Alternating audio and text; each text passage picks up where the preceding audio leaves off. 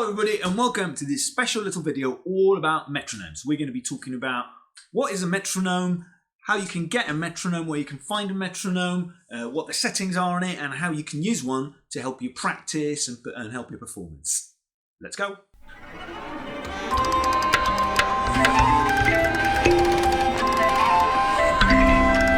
What is a metronome? Look out, what's a metronome? A metronome is a machine to help you keep in time, so then you don't lose with beats, and that's going to help us practice. Absolutely. So it just basically gives us a steady beat. We can set the time signature, we'll talk about that in a minute. We can set the BPM or beats per minute, which we'll talk about as well. And then that means we can practice in time to help us keep the beat. So the first step is finding a metronome. Some of you might already have one at home if you already take some sort of music lessons, and that's fantastic. If you don't, you can find one very easily. There's lots of free apps, metronome apps, that you can download onto your phones from whatever app store you normally use. If not, you can also Google them. If you just type metronome into Google, there's lots of free options that become available that you don't even need to download. You can just use them online. So give that a try. Okay, so you've got your metronome. Now you need to set it up so you're going to be able to use it. The two main settings that we're going to think about on that all metronomes have really. The first one is your time signature. This means how many beats you're going to have in each bar. So for example, one of the most common time signature probably is 4/4. This means that there's 4 beats in every bar. So when you're counting it in groups of 4. For our project, you're going to definitely want to be in 4/4. We want 4 beats to every bar. The second setting is your BPM, or beats per minute.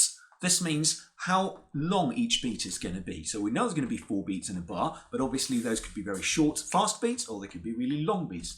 The BPM, or beats per minute, tells you what length of beat we've got.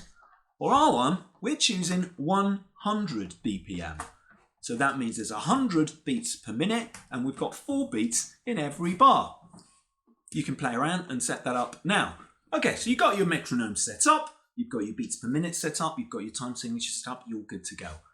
How can we use our metronome to help us find interesting rhythmic patterns and help us practice and so on? This is what we're going to be doing now. So first of all, I'm going to turn my metronome on. That's 100 beats per minute in 4/4. When you're listening to it, you can hear that the 1 always has a slightly different sound, so we know where each bar starts. 1, 2, 3, 4, 1, 2, 3, 4, and so on. The first thing is to play in what we call crotchets.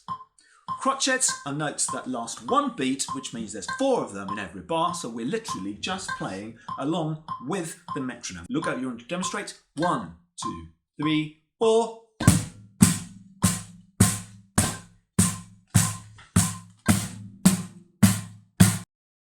So I'm just playing around with different patterns, still always using crotchets. But that can get a little bit boring rhythmically. So you can use quavers. Absolutely. Quavers are notes that are worth half a beat, which means that for every beat, we're going to play 2 notes. So if we once again start on the metronome.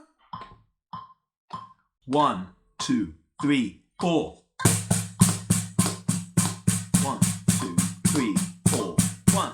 So it's all about using the metronome to make sure you can find interesting rhythmic patterns, but you're still staying within the beat. So have fun, keep practicing, and we'll see you in the next one.